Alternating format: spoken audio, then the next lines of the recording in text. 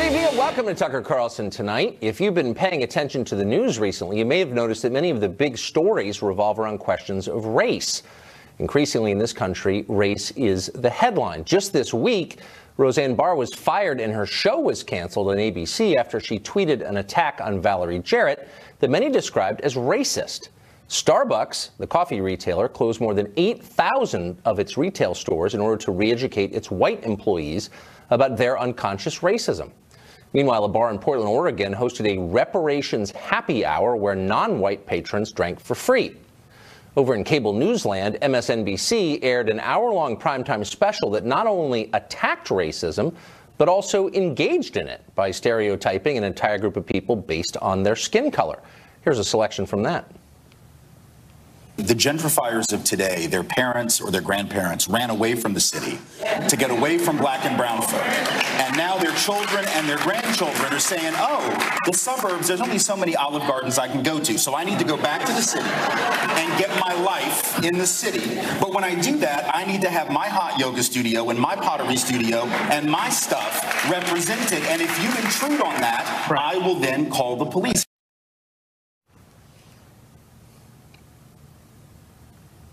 Well, more and more, it feels like racial division is the subtext of virtually everything in this country. Even topics that seem unrelated to ethnicity suddenly are racially fraught. The effect of all that is a deeply angry and divided nation, but also, you may have noticed, a terrified one. Many Americans are scared to say what they really think about just about anything. One false word and you could be denounced on Twitter and lose your livelihood. It happens. We see it all the time. Best just to smile and nod and hope the witch hunt passes. How long do we have to live this way? And how did we get here in the first place? Joining us now is someone who has paid attention closely for a long time, Peter Kirsanow, a lawyer who serves on the U.S. Commission on Civil Rights and has written a new thriller called Second Strike, which I can tell you firsthand is excellent. Peter, thanks a lot for joining us. Always my pleasure, Tucker. So there's something strange going on. Even as the country becomes much more diverse, and that was a trend that we were promised would make the country more harmonious, the country seems much more on edge about questions of race. What is going on?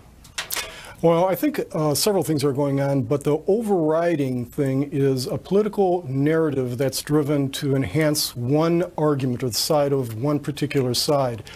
And it has its genesis in two things. First is the political imperative of getting Democrats elected, chiefly. Yes. And so we have a lot of this division on the basis of race because there are no policy prescriptions anymore. If you've listened very closely, you don't hear any workable policy prescriptions or very few workable policy prescriptions, but what you hear a lot of is identity politics. I've been on the U.S. Commission on Civil Rights in 17 years, and in that 17 years, we haven't had more lucid conversations about race or identity.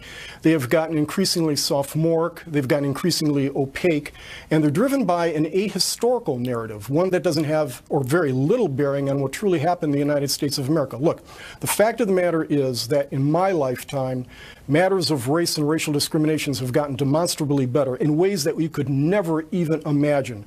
If you look at the interaction between individuals of various races today, they've never been better, individuals of races. But when you come to the interaction between groups, it's become hostile and toxic, and it's a function of trying to get certain groups to have an allegiance to a certain movement or certain party for a political imperative. May I stop you there and just get back up for a second to address something that you said that I'd never thought of?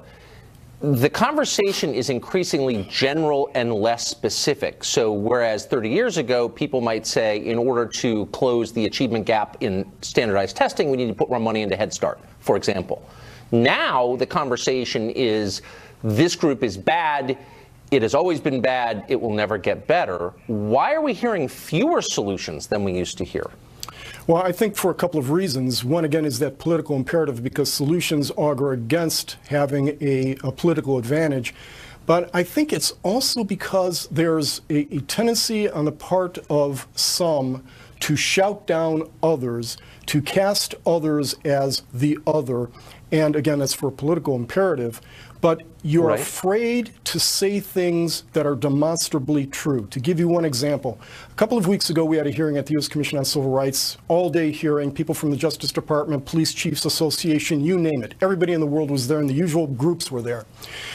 It was a hearing on hate crimes because of the ostensible spike in hate crimes since Trump has been elected.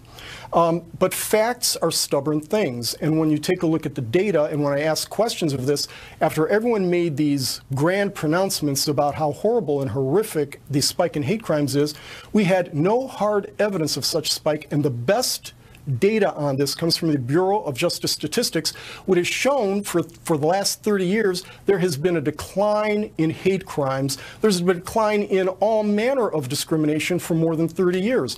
Yet we have greater sensitivity, heightened sensitivity, and you have to ask yourself this, why this is the case. And I think to some extent it's because it helps the agenda of certain groups, of certain parties, of certain individuals. So you keep hearing that we need to have an honest conversation on race, and I'm always for conversations, particularly for honest ones. But I wonder, after all these conversations, if the country is becoming more divided, maybe that's not evidence that it's not working. Do we need to talk less about race or more about race? Does the conversation idea hold up to scrutiny? Two things. One is, Tucker, I disagree that we're having conversations. We always hear that we need to have a conversation, but what we get is harangues. And the harangues usually come from one side, and most decent people kind of duck their heads and watch out for incoming fire. They don't want to get caught in the crossfire.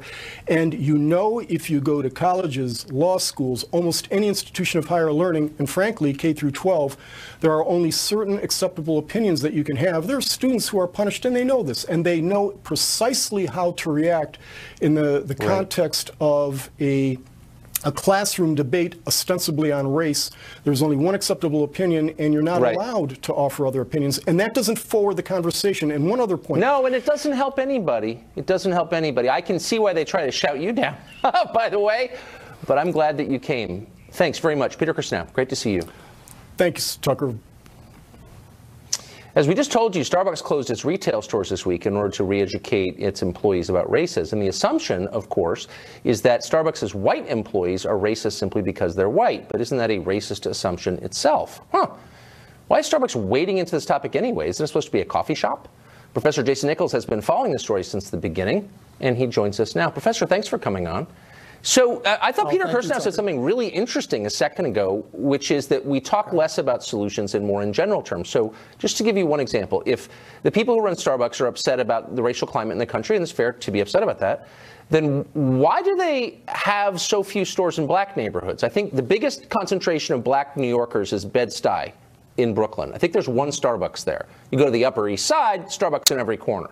So if they really want to make things different, why aren't they opening Starbucks in black neighborhoods? Wouldn't that do a lot more than these conversations they're having?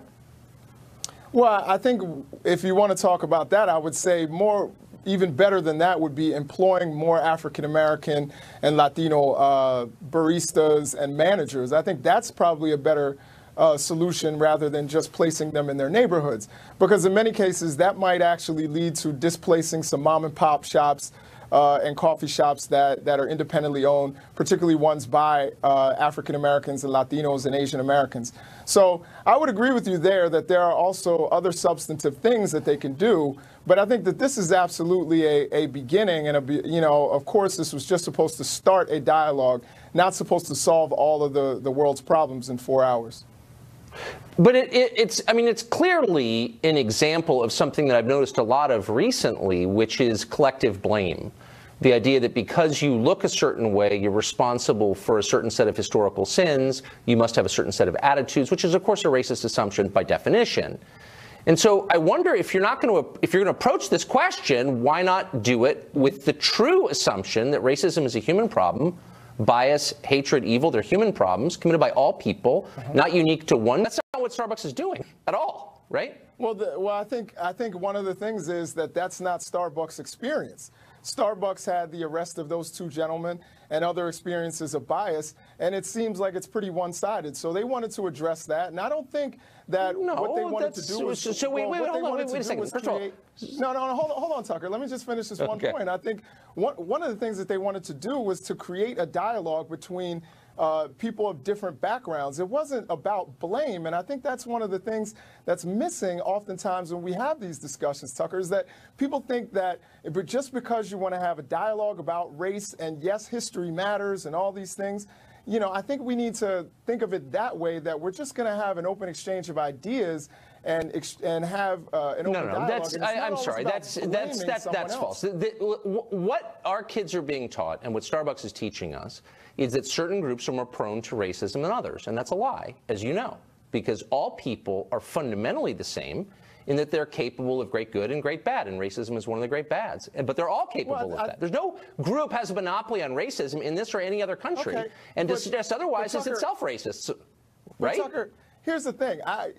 Here's what I would say is that I do think that groups have their biases, absolutely, but the difference is some groups have the power to enforce those biases and make things more difficult for others and discriminate against other people. Well, people don't always act as groups. I mean, hold on. That assumption itself, I mean, maybe I'm the liberal here, but I mean, groups don't act according to like directives, like all white people, all black people, all American Indians don't get some message from HQ. Individuals act as individuals, like a lot, mostly. And people are capable, all people, regardless of color, of racism. But that's not the message that Starbucks is teaching, which again is itself racist. So Tucker, when have two white men been arrested in a Starbucks for being white? If you can tell me that. I don't know for being white. I mean, I don't know what that means. So I mean, for okay.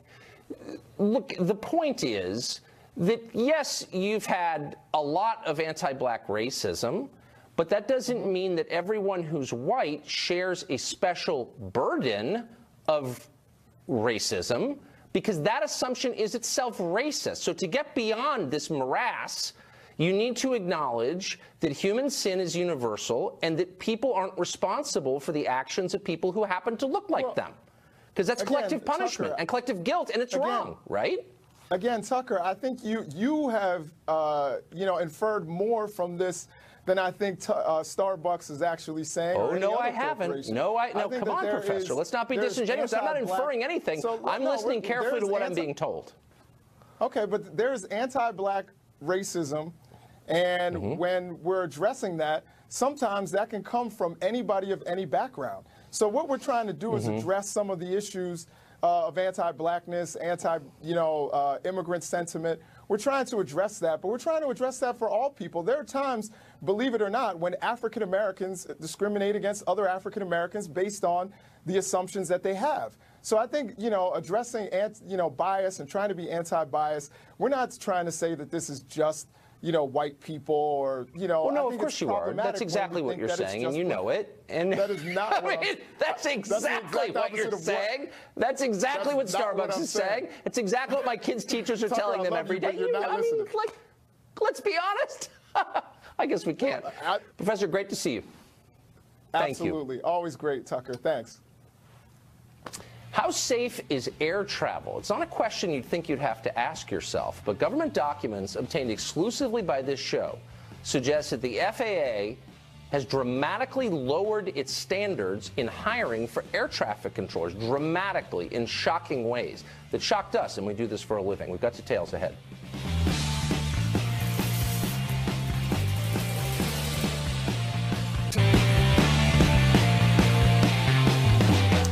Prosecutors in the U.S. Attorney's Office in Washington interviewed former FBI Director Jim Comey during an investigation into his former deputy, Andy McCabe.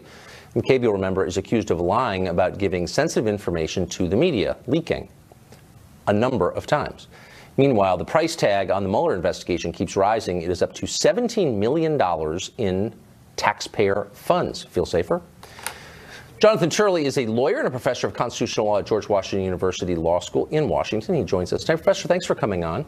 Thanks, Tucker. So The Andrew McCabe question, from our perspective, again, not knowing all the facts, but it seems cut and dry. We know very well that it is a felony to lie to a federal agent, and that's one of the reasons that, that Martha Stewart went to prison or General Flynn pled guilty. So we have read accounts that he lied to investigators at the FBI. Why wouldn't he be charged? Well, I think that the expectation is that he will be charged. The problem facing McCabe is the record that his own colleagues created. It was career officials at the Inspector General's office and the Office of Professional Responsibility that concluded that he had lied. One of the key witnesses was James Comey himself. In fact, McCabe's lawyer sort of went after Comey for his recollection. So one of these individuals is not telling the truth or recounting the facts correctly. It's going to be hard for them to walk this line, to pursue people like Flynn and say that they're going to give a pass to someone like McCabe. You know, the $17 million is a really huge amount, but the greater cost to the public is that we paid all this money and we don't find out the truth, that we're not going to get what we paid for. And so I think the test is going to be, both in the FBI investigation and the Mueller investigation, is will we be able to see the facts? Because the prohibitive cost in all of this would be lingering doubts. And McCabe's a good example of that. If McCabe is not indicted, then they need to explain to us why. And there might be valid reasons why. But we need to know where the distinction is. Because I'm starting to sense a standard here in which government officials get to lie. James Clapper, for example, clearly lied, committed perjury before the Congress when he said there was no spying by the NSA.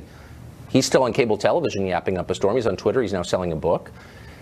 Prominent interior designer Martha Stewart, posing no threat to anyone, goes to federal prison. So, I mean, am I imagining this, or is there a double standard and a troubling one? Well, that's long been the problem in Washington. We sort of have this animal farm where everyone's equal, but some people are more equal than others. And it goes long back before the Obama administration. It is very hard to get justice officials or high-ranking officials indicted or held accountable. They often get very light treatment.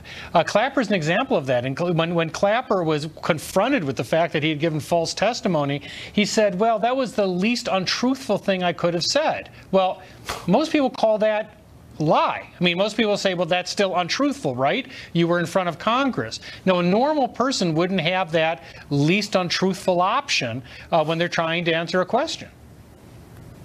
Yeah, I'm going to try that with the IRS next time they ask me why I haven't paid in full. It's I'll leave unbelievable. my business card. Just kidding, by the way, to the IRS, I pay in full. Professor, thank you for that. Thanks for that perspective. I appreciate it. Thanks, Tucker. Former Secret Service agent and NYPD officer Dan Bongino has followed this investigation from the very beginning, all the tangents of it, and he joins us now. So, Dan, a question that has arisen in the last 48 hours with, I think, some urgency is, when did the spying on the Trump campaign begin and under what pretext? What do we know right now about that? Well, Tucker, here's what we know. We know the timeline and the origin story of how this started has changed multiple times. We were initially told it was the activities of Carter Page that started it. Then when the Carter Page saga fell apart, then they shifted quickly to the George Papadopoulos meeting with Alexander Downer in May. And now that that's changing again, they're trying to go back to a 2015 story about British intelligence passing information over here. I lay that out for you, Tucker, to make one simple point to you. The FBI is hiding what I call paragraph 1. When I was a federal agent and I had, say, a credit card fraud case, when you write a report, Tucker, what did paragraph 1 say? Bank fraud investigator so-and-so called you on this day about a stolen credit card number, and then the rest of the case follows from there. The FBI will not and refuses to tell people what paragraph 1 is, and I think it's for a very specific reason. What do you think the reason is? I was waiting for you to ask me that, Tucker, but I want to keep talking. So here's what I think the reason is. We're focusing on the poll. Okay, we're focusing on the information that was pulled out of the Trump campaign. The spy we're not supposed to name, call him an informant. I don't care. I'm not getting in the euphemisms game, all right? It's the same thing. We're focusing on how... It's the same thing. It's nonsense, okay? And I'm glad you've been hammering people on this because it's ridiculous. Yeah. But we've been focusing on how he's been interacting with the Trump sphere, trying to pull information out. The real question here, and the next shoe to drop, and the one we've been on while I've been researching this case, is how was the email information about the Russian dirt pushed into the Trump sphere, Tucker?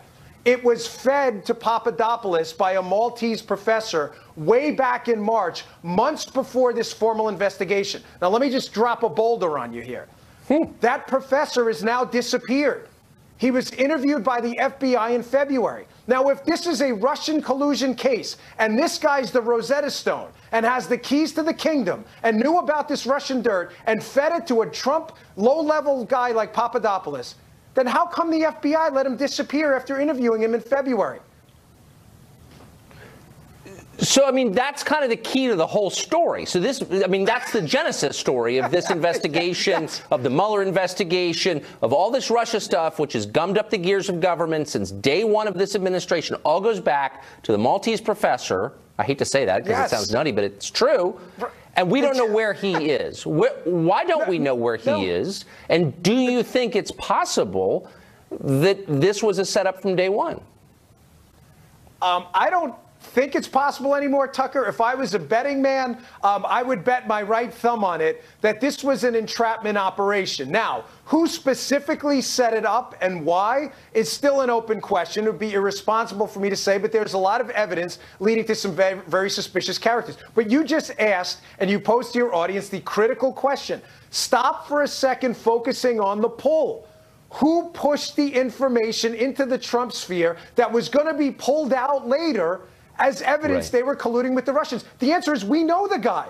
So if he was interviewed by the FBI, let's just get to the bottom of it. Yet, Tucker, the guy is nowhere to be found. He's in the Ren and Stimpy land of the left socks. Nobody knows, but the FBI interviewed him in February. Amazing how that happens.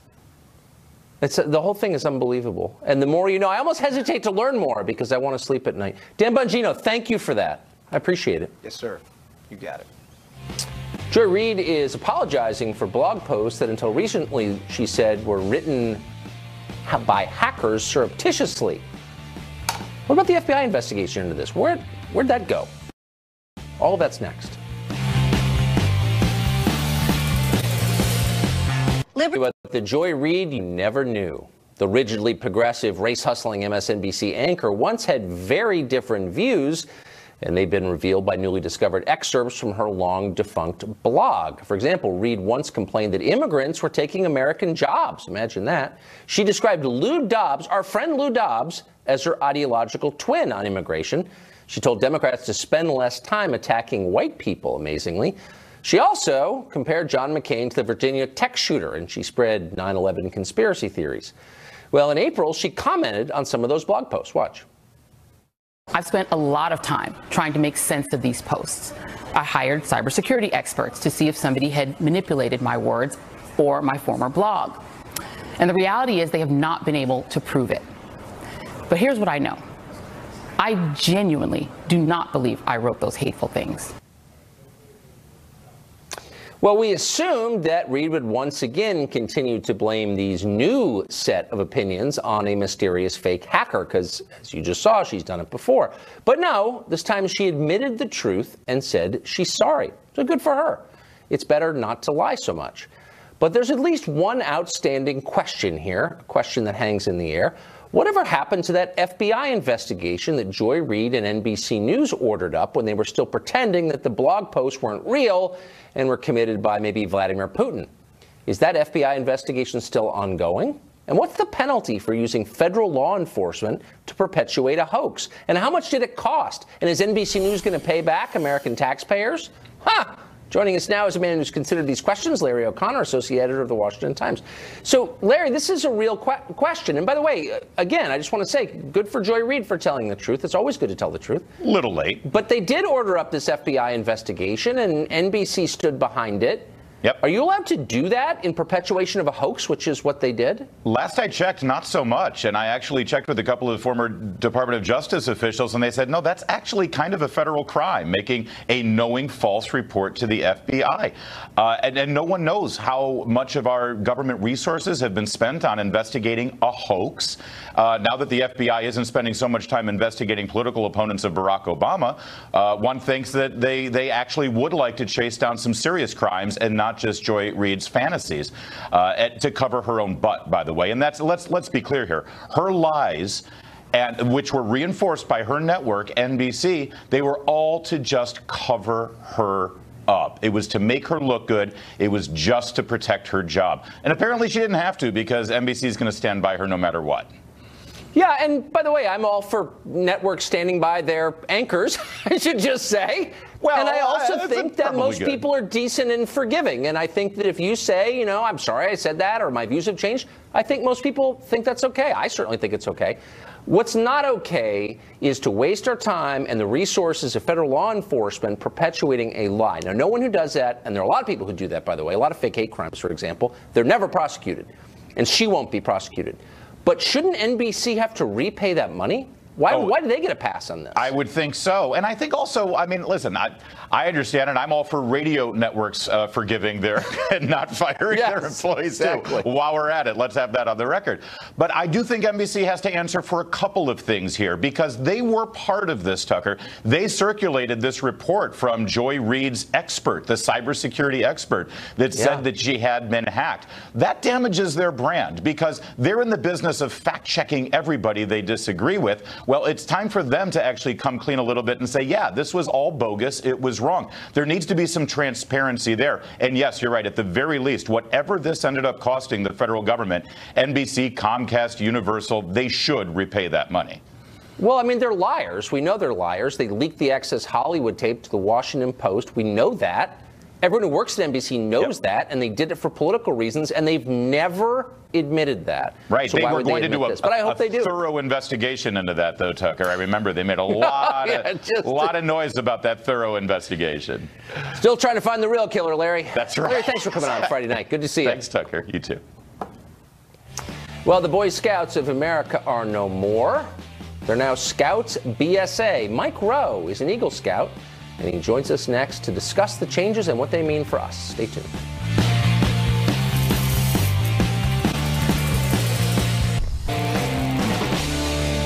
After more than a century of teaching millions of American boys marksmanship and woodcraft, patriotism, good citizenship, the Boy Scouts of America have decided to change completely, starting with their name. It is now the Scouts. It's gender neutral. Mike Rowe was an Eagle Scout. He went on to host Dirty Jobs and Someone's Got to Do It. He now hosts Facebook's #1 show. It's called Returning the Favor. We spoke to him recently. Mike Rowe, thanks a lot for joining us. You were famously an Eagle Scout as a boy. The Scouts are no longer the Boy Scouts, but simply the Scouts. What's your response to that? Well, it's funny you should ask, Tucker, because no less than 10,000 people have asked me that very question over the last month on my Facebook page. Distinguished Eagle Scout, if you're keeping score. 5 or 6 years ago, I was awarded that, and it was very touching. And look, I'm watching what's happening carefully. I've sent 50 to 55,000 letters out over the last 10 years to other Eagle Scouts. And I think the country needs the Scouts. I think the country needs the Future Farmers of America and Skills USA and 4-H desperately, now more than ever. So it does concern me to see all the confusion swirling around the organization. But like so many wounds, I'm afraid many of these are self-inflicted. And I also think that some of the confusion that's going on is legitimate. I read their official statement. While girls are being welcomed in, I didn't read anything about integrated camping trips or troop meetings. I think it really is a play to compete more directly with the Girl Scouts. And I understand why the Girl Scouts are upset, but since when is competition a bad thing? Right. So I think, character development and leadership development have never been more important than they are today.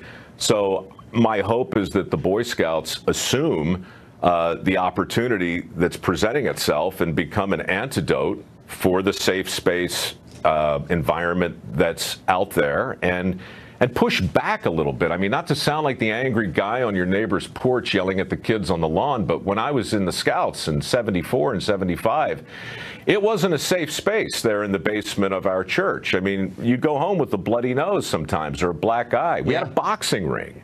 You know, it was a vibrant place where you really could test yourself and fail in a way that on the one hand made you safe enough to attempt, but on the other hand didn't try and check every box and please every single person. It's a tough time. You know, I'm sympathetic for the leaders, but I'm afraid you've got to draw the line somewhere and be very, very clear about what you stand for as well as against. So you don't see this as the end of something then? I don't know. You know, I mean, again, you either evolve or you die. But at the same time, I think people are confused because the Scouts simply haven't come out and said categorically what they're for, right? So I just think this conversation touches on every single hot point right now going on in popular culture, from tolerance to acceptance, which, by the way, I'm not sure what the difference between those two things is anymore, but there used to be a big difference. People are struggling for their own identity. And look, the last time I was on, we talked about this. We talked about the idea that everything is either being informed by a safe space culture, or everything is being informed by people who want to be challenged. I think people are desperate to be challenged, and my hope for these youth-based organizations that help preach character is that they look for people who want to be challenged and not curry favor so much with those who want a nice reassuring pat on the head. Yeah, that's how the Episcopal Church died. Yeah, I know. Mike, wow. Yeah, well, I watched it happen. Great to see you. Thank you for that. That was really smart. Be prepared anytime. Well, air traffic control. The FAA thinks so and has changed the entrance requirements accordingly. You should know that. We have the details next.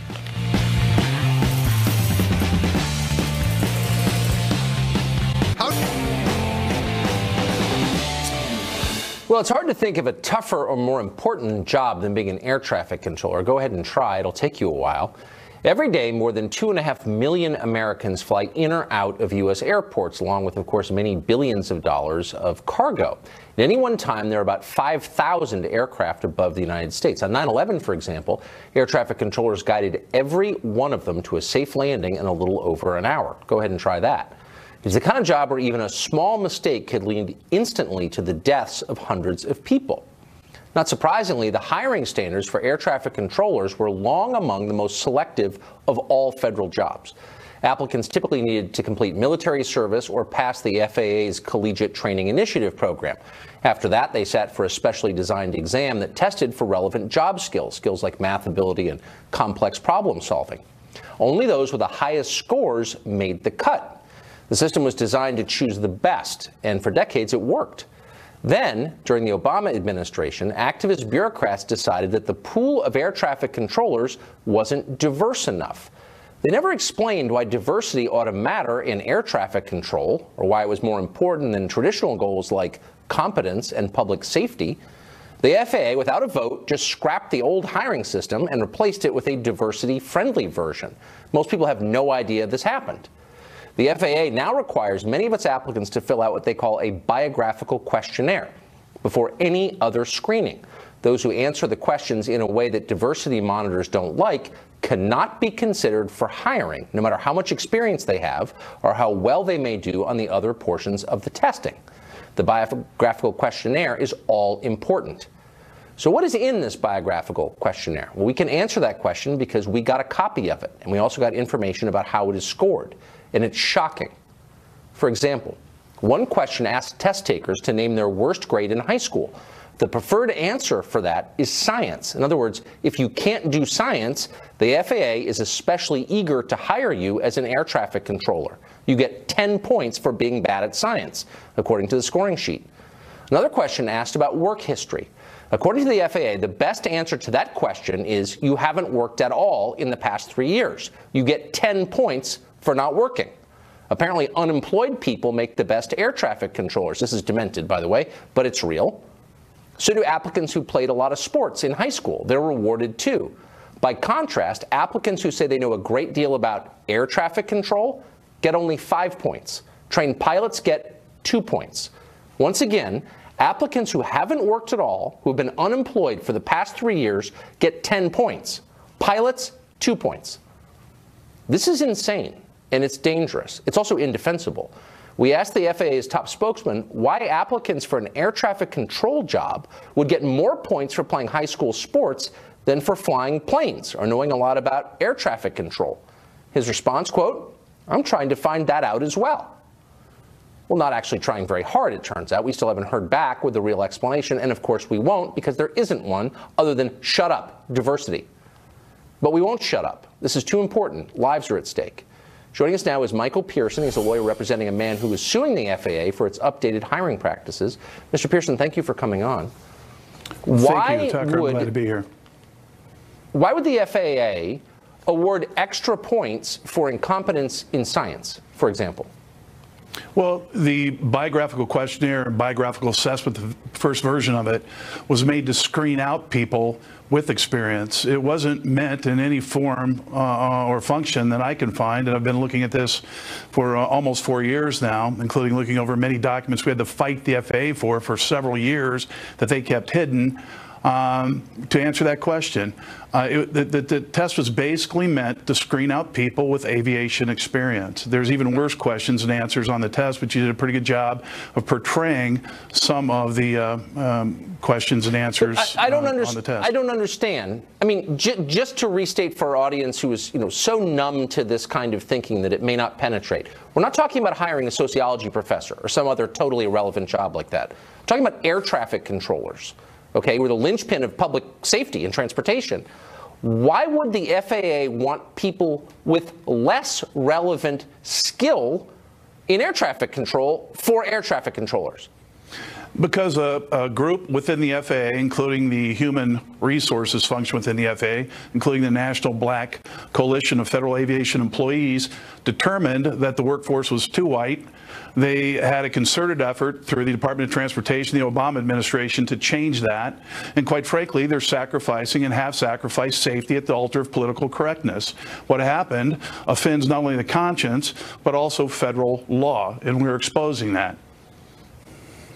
But why would this go on for years without anybody in elected office saying anything about it? Because just once again, and I'm hard to shock because I do this stuff for a living, we are lowering the standards and intentionally hiring people who are less competent for one of the most critical jobs in the federal government.